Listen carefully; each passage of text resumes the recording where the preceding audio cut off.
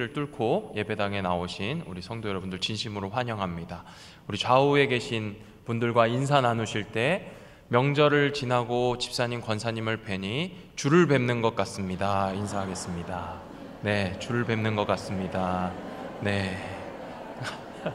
네, 여러분 이런 센스를 배우셔야 돼요. 이렇게 살쪘다고 얼굴이 좋아 보이시네요 이러면 상처받으니까 줄을 뵙는 것 같다고 인사 나누시길 바랍니다. 네, 명절 연휴 기간 동안 우리의 입을 즐겁게 해주는 많은 먹거리들이 있으셨죠?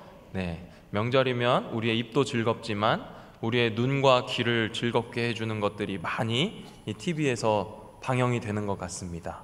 올 설에도 어김없이 명절 특선 영화, 다 TV를 안 보시고 성경만 보셨죠? 예, 특선 영화가 많이 있었던 것 같아요. 그렇죠? 우리의 가슴을 따뜻하게 해주는 가족들의 이야기를 다룬 영화부터 범죄 스릴러를 다루는 영화들까지 혼자 보기보다 같이 보면 더 즐거운 영화들이 이 TV 곳곳에서 방영이 됐던 것 같습니다. 물론 저는 보지 못했습니다. 네, 오늘 이렇게 말씀을 전해야 되기 때문에 보지를 못했어요. 그런데 제가 이제 어린 시절에 봤던 영화를 하나 생각해 보니까 이런 영화가 있습니다. 아마겟돈. 혹시 기억나십니까? 1998년도에 개봉됐던 아마겟돈이라는 영화를 제가 어린 시절에 명절에 가족들과 함께 봤던 것 같아요. 그래서 제가 이렇게 찾아보니까 2001년도에 KBS에서 방영을 했더라고요. 제가 거짓말이 아니에요. 제가 추석 명절 영화로 봤어요. 그 아마겟돈 영화의 내용을 요약하면 이렇습니다. 지구를 향해서 돌진하는 소행성이 하나 있어요. 그렇죠? 그 소행성이 얼마나 컸냐면 미국에서 가장 크다 하는 텍사스주, 어디 붙어 있는지 중요하진 않아요. 그렇게 크다는 거예요. 텍사스 주만한 크기의 소행성이 지구를 향해 날아오고 있어요. 그 영화 설정상 이 소행성이 지구에 부딪히게 되면 절반은 바로 죽고 절반은 얼어 죽게 된다. 곧 지구는 멸망한다 라는 설정을 하고 있는 영화예요. 지구방위대를 자처하는 미국이 이 미국 소행성을 파괴하기 위해서 우주인을 소행성으로 보내는 프로젝트에 돌입하게 됩니다. 이미 지구는 이 소행성으로부터 떨어져 나온 파편들이 운석으로 떨어져서 초토화됐어요. 그래서 전 지구의 사람들이 공포에 질려 있었습니다.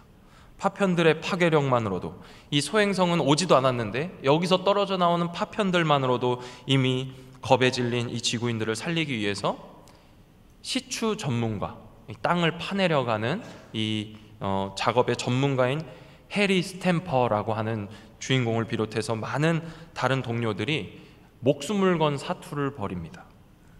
그런데 이 엄청난 일, 지구를 구해야 되는 이 일을 위해서 모인 사람들의 면면을 보면 정말 어처구니가 없습니다.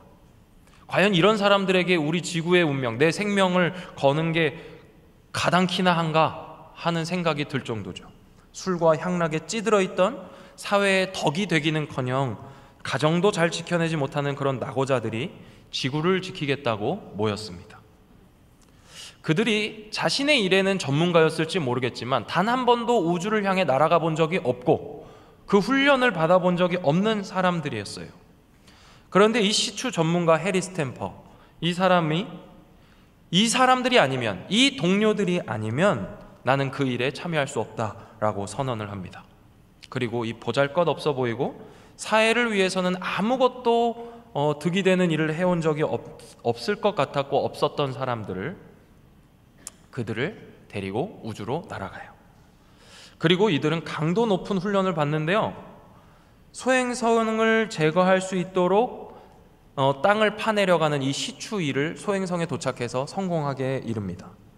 그 중간에 많은 우여곡절들이 있었지만 마침내 그 땅을 파내려가고 그 소행성에 폭탄을 설치하는 데까지 성공을 했어요. 그리고 이제 폭탄을 폭파시키기만 하면 이 소행성으로부터 지구를 살려낼 수 있는데 문제가 생겼습니다. 이 무선 격발기가 고장이 난 거예요. 그래서 어떻게 되나요?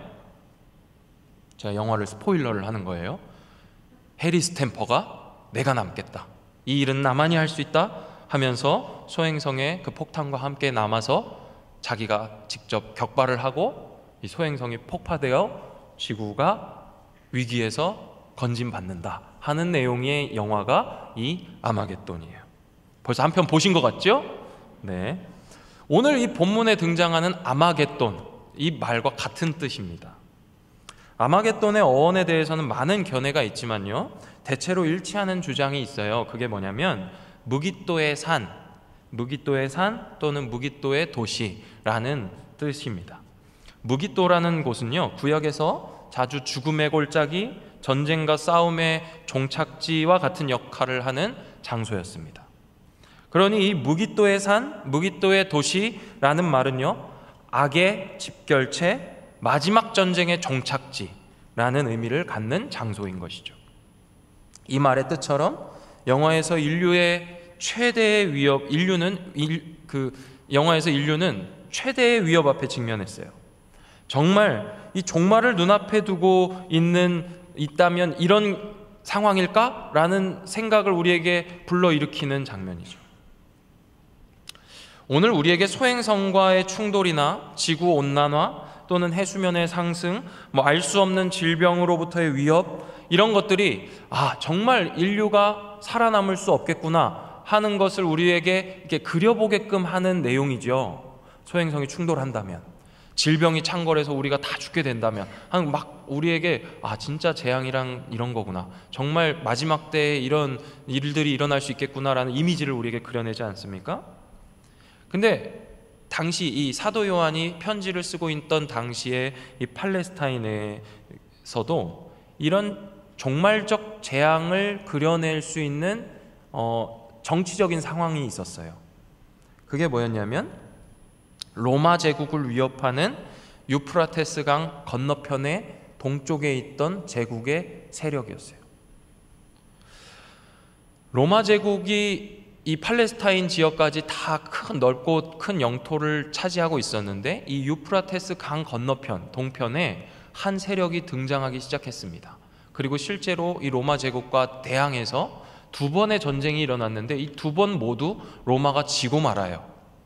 그래서 유프라테스 강 건너편에 있는 저 민족은 얼마나 강할까? 이 유프라테스 강이 없었다면, 이 두 제국이 붙어서 전쟁이 일어나면 정말 큰 재앙이 되겠다 하는 어떤 생각들을 가지고 있던 당시의 분위기가 있었습니다. 그 동편에 강력한 세력을 막아주고 있던 지형지물이 바로 이 유프라테스 강이에요. 그 강이 없었다면 금방이라도 밀고 들어와서 이 팔레스타인 지역을 점령하고도 남았을 텐데, 그 강이 막고 있어서 공격이 지연되고 있었던 거예요. 그런데 오늘 본문의 시작이 어떻게 시작됩니까? 12절 말씀을 눈으로 한번 보십시오.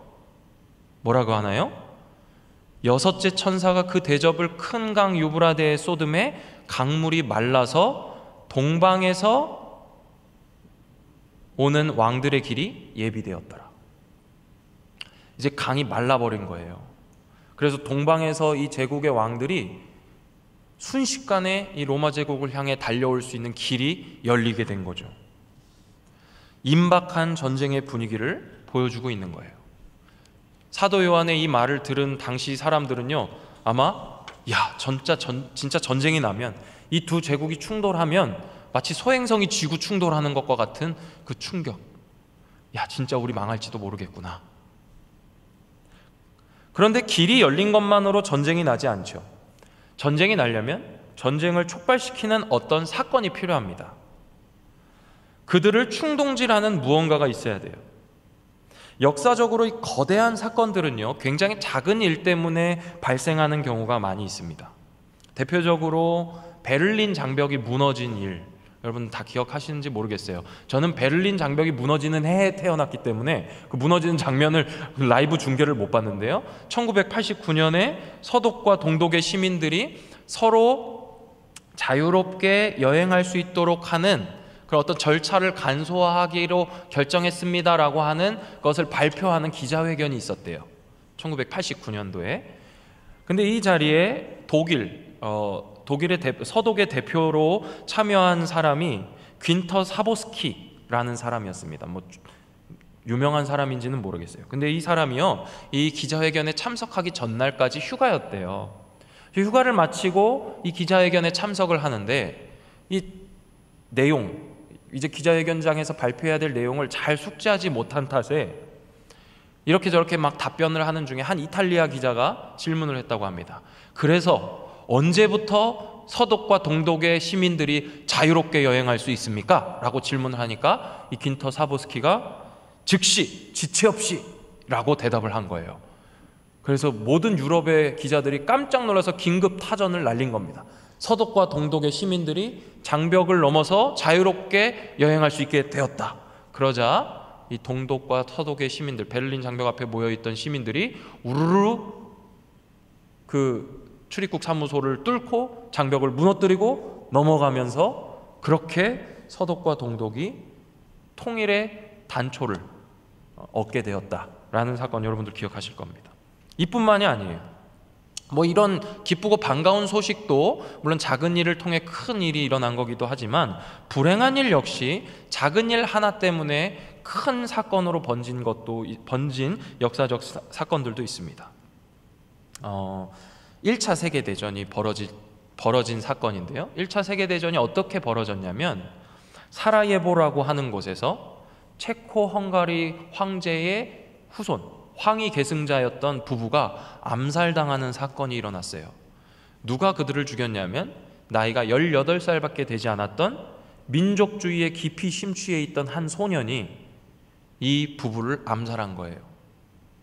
이 사건을 계기로 이 독일 제국 하에 있던 민족들이었거든요. 근데 러시아가 참견을 하니까 독일이 러시아에게 선전포고를 하게 된 거죠. 그리고 난 다음에 온 유럽이 다 전쟁에 참여하게 되면서 무려 900만 명이 넘는 병사들이 사망하는 대전쟁이 일어나게 되었어요. 부부의 죽음이 900만 명이 죽는 죽음으로 이어지게 된 겁니다. 오늘 본문의 12절부터 14절에서 이 전쟁의 분위기가 무르익어 가고 있는데 한 작은 일이 이 사건의 빌미를 제공하고 있는 걸 볼 수 있어요. 13절에 보니까 개구리가 등장하죠. 개구리. 과거의 많은 문학 작품에서 이 개구리는 어떤 상징물로 사용이 되었냐면 개구리가 어떻게 울죠? 꽥꽥 울나요? 개굴개굴 울죠. 근데 이 개구리가 예고하고 우나요? 밤낮 없이 웁니다. 개굴개굴개굴 계속 울어대요. 그래서 이 개구리가 개굴개굴 울어대는 이 소리를 허망한 소리로 많이 이제 차용해서 문학 작품에서 개구리를 헛된 소리를 하는 동물들로 이렇게 사용하고 있어요. 그래서 헛된 말을 하는 사람들을 향해서 개구리 같은 놈 이렇게 표현을 했던 거죠.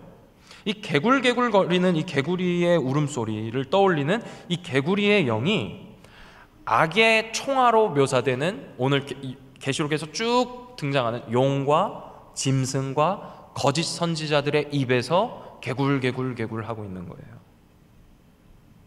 그들이 뭘 하고 있냐면 전쟁을 종용하고 있죠. 왕들을 모으고 있습니다. 왕들을 모아서 전쟁을 일으키려는 일을 이 개구리의 영이 들어간 용과 짐승과 거짓 선지자들의 입을 통해서 드러나는 개구리의 소리가 왕들을 모으고 있는 거예요. 뒤이어서 어떤 일이 일어나냐면 깨어 준비하고 있어야 하는 신자들과 벗은 채 부끄러움을 당하게 될 사람들의 머리 위로 7번째 대접이 쏟아집니다. 왕들이 모아지고 있고 이제 전쟁이 일촉즉발하는 위기 속에 사도 요한이 뭐라고 이야기를 했냐면 깨어 있어야 된다. 너희가 옷을 입고 부끄러움을 당하지 말아야 된다 하면서 신자들을 일깨우고 있는 일이 동시에 일어나고 있을 때 7번째 대접이 그들 위로 쏟아지는 거예요. 이 대접이 쏟아지자 어떤 일이 일어나나요? 자연재해가 일어나요. 이 재난의 크기가 얼마나 큰지 유래를 찾아볼 수 없다고 말해요. 우리나라 말로 바꾸자면 전무후무한 재앙이 일어난 거예요. 큰 성이 갈라지고 성들이 무너지고 이미 사라진 제국인 바벨론까지 등장시킵니다. 그리고 각 섬도 없어지고 산악도 간데 없더라 라고 이야기하고 있어요. 이 섬이 없어지고 산이 없어졌다 하는 이 장면을 한번 상상해 보시면 땅을 이렇게 평평하게 하시는 이미지죠. 땅을 평평하게 하는 거예요. 바다나 육지나 구분이 없어지게 되고 땅이 골짜기는 메워지고 산은 낮아지는. 근데 이런 땅을 평평하게 하시는 이미지는요, 구약에서 하나님의 주권, 하나님이 얼마나 주권을 가지고 계신 분인지를 나타낼 때 자주 사용되는 표현이에요. 시편 65편 6절에서 5절 말씀을 한번 같이 읽어보겠습니다. 시편 65편 6절에서 8절이죠. 같이 읽겠습니다. 시작.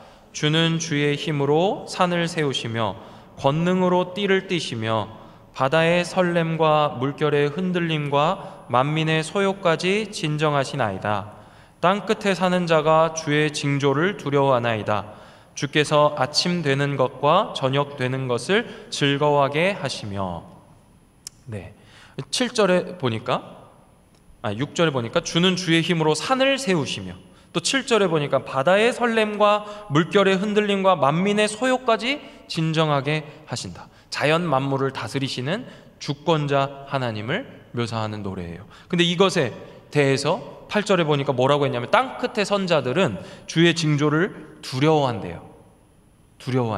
이렇게 하나님이 다스리시는 이것을 보면서 두려워하는 사람들이 있다는 거예요.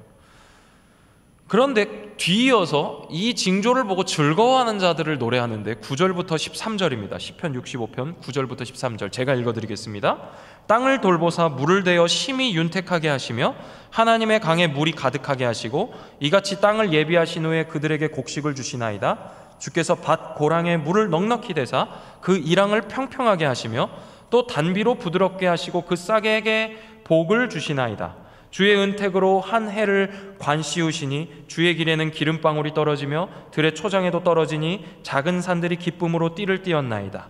초장은 양떼로 옷을 입었고 골짜기는 곡식으로 덮였음에 그들이 다 즐거이 외치고 또 노래하나이다. 하나님의 주권 때문에 즐거움을 노래하고 있어요. 밭 이랑이 고랑이 평평해진대요. 무슨 현상이에요? 비가 내려서 밭 고랑과 이랑이 이제 평평해지는 것을 묘사한 거예요. 어떤 이들은 하나님의 주권 때문에 두려워하지만 어떤 이들은 하나님의 주권 때문에 자신의 밭이, 자신의 농사가, 자신의 지경이 기름지고 풍요로워지는 것을 찬양하고 있는 거죠. 땅을 평탄하게 하신 하나님의 복이 심판의 이미지, 또 마지막 여호와 날에 이루어질 일을 묘사하는 경우도 있습니다. 이사야 40장이에요. 이사야 40장 3절부터 5절을 제가 읽어드릴게요. 외치는 자의 소리여 이르되 너희는 광야에서 여호와의 길을 예비하라. 사막에서 우리 하나님의 대로를 평탄하게 하라. 골짜기마다 도두어지며 산마다 언덕마다 낮아지며 고르지 아니한 곳이 평탄하게 되며 험한 곳이 평지가 될 것이요 여호와의 영광이 나타나고 모든 육체가 그것을 함께 보리라. 이는 여호와의 입이 말씀하셨느니라. 하나님의 마지막 날, 여호와의 날에 이루어질 일을 땅을 평탄하게 하시는 일로 묘사하고 있는 거죠. 하나님의 입에서 나오는 말씀을 대언하고 있는 이사야가 말하기를 광야에서 여호와의 길을 예비하라고 하면서 이 땅이 골짜기는 도두어지고 산은 낮아진다 이렇게 얘기하고 있는 거예요. 사도 요한이 말하는 이 섬도 없어지고 산악도 온데간데 없어진다는 이 말 역시 여호와의 영광이 임하는 그 예수님의 재림의 날, 예수 그리스도의 그 날을 예비하는 성격이 있다 말할 수 있는 것이죠. 그리고 어떤 일이 일어납니까? 무게가 한 달란트나 되는, 이 한 달란트라는 크기는, 또 무게는 12kg부터 60kg까지 다양합니다. 이 한 달란트나 되는 우박이 하늘에서 사람들에게 내립니다. 이 문장을 자세히 보세요. 우박이 하늘로부터 사람에게 내린대요. 그냥 임의적으로 우두두두두 떨어지는 게 아니라 마치 우박이 사람을 향하여 내리는 아주 목적이 분명한 우박이라는 것이죠. 뭐 유도탄처럼 우박이 사람을 쫓아다니면서 때렸겠습니까? 그런 건 아니에요. 이 우박 재앙의 목적이 누구를 향해 있느냐? 사람을 향해 있다라는 말입니다. 하나님이 분명한 목적, 사람에 대한 심판을 목적으로 내리시는 우박이라는 거예요. 피해 보려고 하지만 피할 수 없는 재앙, 그것을 가리키고 있는 겁니다. 그러자 사람들의 입에서 비방이 터져 나와요. 비방. 오늘 본문을 요약해서 보자면 예수님께서 오시는 재림의 날이 임박했어요. 그날은요, 복 있는 자, 준비된 자, 깨어서 옷을 지켜 입고 있는 자들에게는 복된 날이지만 그렇지 않은 자들에게는 전쟁의 날이고 임박한 심판의 날이고 멸망의 날이 될 거예요. 사도 요한은 아주 의도적으로 이 출애굽기에서 애굽에 내려졌던 10가지 재앙들의 이야기를 자주 가지고 옵니다. 지난주에 봤던 것처럼 물이 피가 되거나 오늘 등장하는 개구리가 물 위에서 나오고 하늘에서 우박이 떨어지는 것이죠. 그때 애굽에서 이 모든 재앙의 목적은 누구를 향해 있었습니까? 애굽인들을 향해 있었어요. 주를 예배하지 못하게 하는 애굽 사람들을 향해 있었어요. 하나님을 두려워하지 않는 자들을 향한 재앙이었죠. 하나님의 백성들에게는 이 재난, 마지막 심판의 이 징조들은요, 승리의 징조였습니다. 하나님의 주권 아래 있는 자들에게는 그들이 복 있는 자들이라는 것을 선언하는 증거가 되는 징조였어요. 그런데 이 재난과 재앙 앞에서 속수무책 당할 수밖에 없었던 자들의 입에서는 여전히 하나님을 향한 비방이 난무할 뿐이에요. 개구리의 공허한 울음소리에 조종당하듯이 전쟁을 준비하고 허망한 것을 쫓으며 생명을 귀하게 여기지 않고 헛된 것에 사로잡힌 영으로 아둔하게 된 그들은 재난과 징조 앞에서 쓰러져가는 이들입니다. 깨어있지 않고 벗은 채로 부끄러움을 당하게 될 사람들이에요. 사랑하는 은평의 성도 여러분, 우리들의 싸움은 혈과 육이 아닙니다. 사도 바울이 이야기한 것처럼 우리의 씨름은 혈과 육을 상대하는 것이 아니요 통치자들과 권세들과 이 어둠의 세상 주관자들과 하늘에 있는 악한 영들을 상대하는 것이에요. 오늘 말씀에 등장하는 이 전쟁이나 재앙이나 재해들, 또 옷을 입고 벗은 채로 발견된다라는 것을 우리가 문자 그대로 받아서는 안 되는 이유이기도 합니다.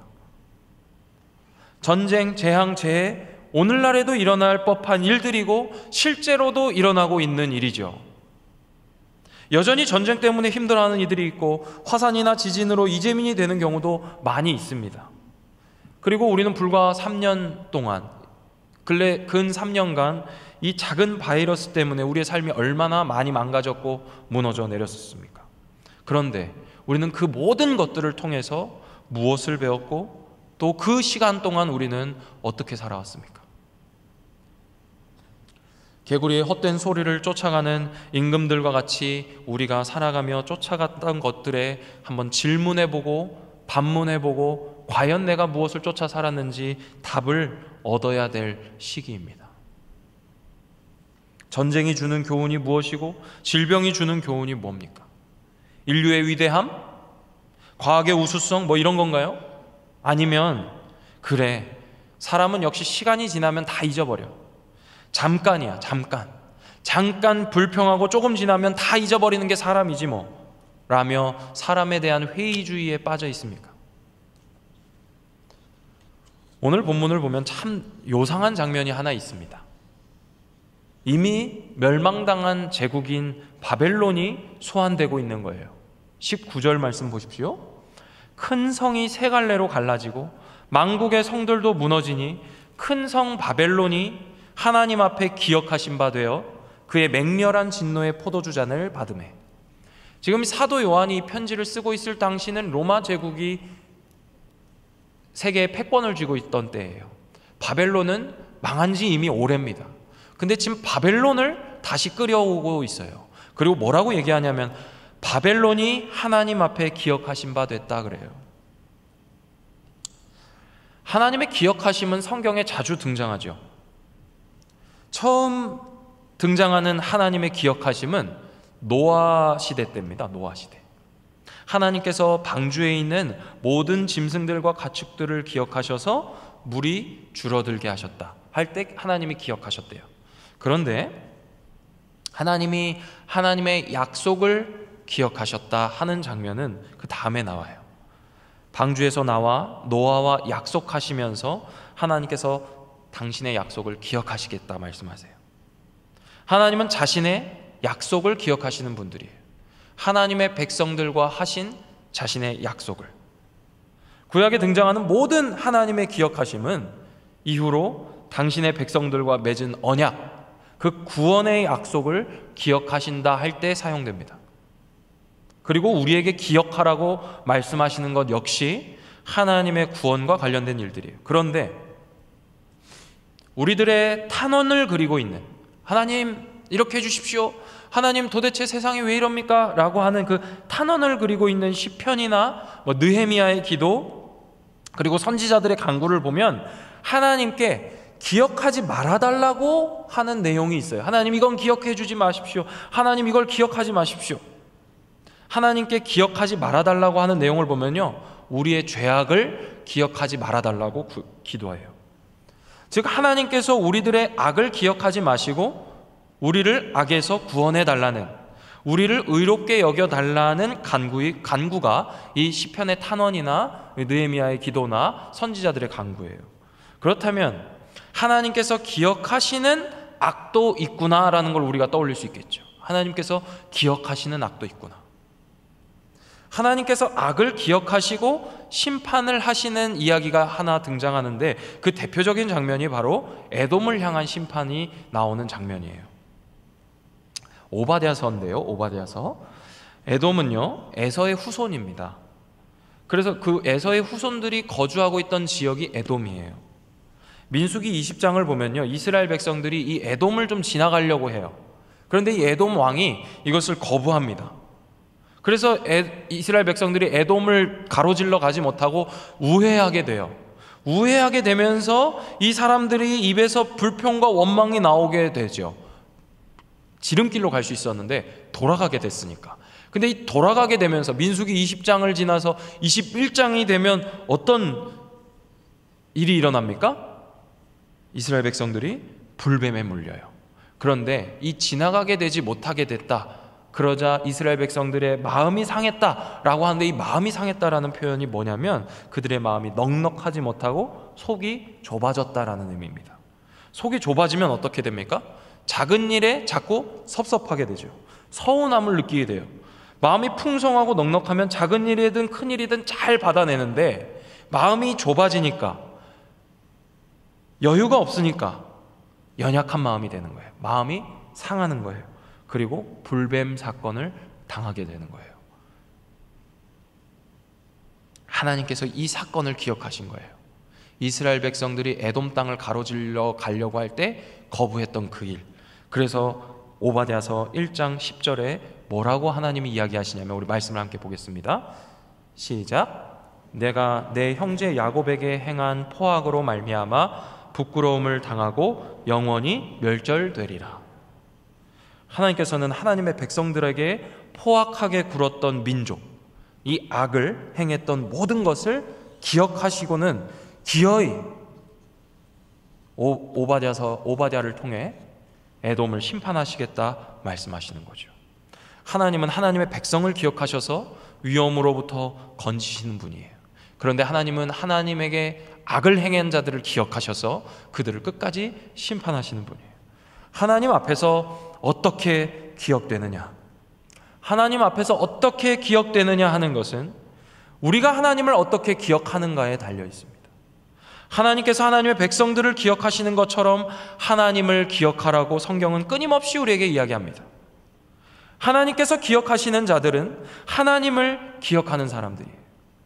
그렇기 때문에 우리가 마지막 심판대 앞에서 하나님께 어떻게 기억되기 원하는지는 오늘 우리가 하나님을 어떻게 기억하느냐에 따라 달라진다 해도 과언이 아니에요. 오늘 하나님을 기억하고 하나님을 경외하고 하나님을 사랑하고 하나님 안에 거하는 사람이야말로 하나님의 주권 아래 살아가는 것을 나에게 복이라 여기며 살아가는 것이야말로 마지막 때에 하나님께서 하나님의 백성으로 기억될 사람들 아니겠습니까? 사랑하는 예배에 나오시는 병의 가족 여러분, 하나님께서는 하나님의 백성들을 기억하십니다. 동시에 하나님은 하나님의 백성들을 대적한 이들 역시 기억하시는 분이에요. 우리는 하나님께 어떻게 기억되기를 구해야 되겠습니까? 예수 그리스도를 기억하며 살아가시길 바랍니다. 구약의 백성들은 하나님을 부분적으로 알았지만 오늘 사는 우리에게는 하나님을 기억해야 할, 어떻게 하나님을 기억해야 되는지에 대한 그 분명한 모습이 우리에게 주어졌어요. 예수 그리스도를 쫓아 살아가는 우리가 되기 원합니다. 우리 주님의 부르심에 소망을 걸고 주를 쫓아 살아가는 우리 되기 원합니다. 우리가 주의 나라를 위해 무슨 보탬이 될 수 있을 것처럼 살지 마세요. 예수님은 우리의 자격을 보고 우리를 부르지 않으셨어요. 예수님의 제자들을 한번 보세요. 예수님의 제자들 한 명 한 명을 보면 그들이 자신의 일에는 전문가였을지 모릅니다. 업으로, 세리로 자신들의 삶을 영위해 나가는 데는 전혀 문제가 없는 전문가들이었을지도 몰라요. 그런데 그들에게 인류의 운명, 그리스도의 복음을 전하는 그 중차대한 일이 그들에게 달렸다고 한번 생각해 보십시오. 그들이 그 일의 전문가입니까? 그들이 그 일을 잘 수행해낼 수 있을 것처럼 보이십니까? 아니죠. 그들이 그 일을 해낼 수 있는 것은 그들이 자신들의 일의 전문가이기 때문이 아니라 그들을 부르신 이가 주님이시기 때문이죠. 우리도 마찬가지입니다. 우리 모두가 우리 각자의 일에는 전문가일지도 모릅니다. 누군가는 자녀를 잘 길러낸 것으로 스스로 자부심을 가질 수 있습니다. 누군가는 내가 하는 그 일에 대한 자부심을 가지고 전문가다 여길 수 있습니다. 그런데 여러분, 주의 일을 하는데 과연 그 전문성이 우리가 내밀 만한 명분이 될 수 있겠습니까? 그런데 주님은 우리가 아니면 안 될 것처럼 우리를 부르셨어요. 너 아니면 안 돼. 나 너 아니면 일하지 않을래. 너가 아니면 이 일을 이룰 수가 없다 하시면서 우리를 그 영광에 참여시키신 거예요. 그리고 정작 그 악의 가장 중심부로 누가 들어가셨습니까? 우리를 밀어 넣으셨습니까? 그렇지 않아요. 당신이 들어가셨어요. 그리고 우리가 할 수 없는 그 십자가에서 이루신 그 사역을 그가 이루셨어요. 우리가 그의 죽음을 위해서 무엇을 했습니까? 그가 우리를 위해 죽으신 그 일에 우리가 무엇을 내세울 수 있겠어요? 그저 우리는 그가 우리를 위해 하신 일만 기억할 뿐이에요. 오늘 이 자리에 나오신 성도 여러분, 부디 주를 기억하시는 인생 사시길 바랍니다. 이런 나를 부르신 예수 그리스도의 그 부르심에 소명을 걸고 사명을 붙들고 살아가는 저와 여러분 되기를 바랍니다. 나에게서 그 어떤 자격을 찾으려는 교만을 벗으십시오. 그리스도의 옷을 입으시기 바랍니다. 그리고 이 마지막 때에, 그리고 주님께서 오셔서 마지막 심판대 앞에서 우리를 기억하실 때에 깨어 옷을 지킨 자들로 주님 앞에 서게 되시는 저와 여러분 되기를 소망합니다. 아멘. 기도하겠습니다.